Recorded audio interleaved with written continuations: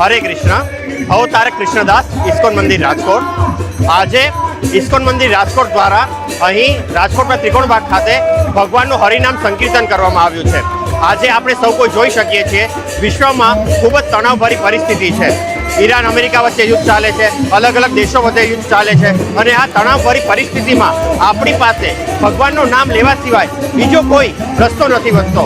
તો ઇસ્કોન મંદિર ભારતના બધા જ મંદિરો દ્વારા આજે રવિવારે 29 માર્ચના દિવસે એક સાથે રાષ્ટ્રવ્યાપી આહવાન કરવામાં આવ્યું છે, જેમાં ભારતભરના 300થી વધારે ઇસ્કોન મંદિરોમાંથી એક સાથે આજના દિવસે હરિનામ સંકીર્તન કરીને વિશ્વ શાંતિ માટે પ્રાર્થના કરવામાં આવી છે. હરે કૃષ્ણ.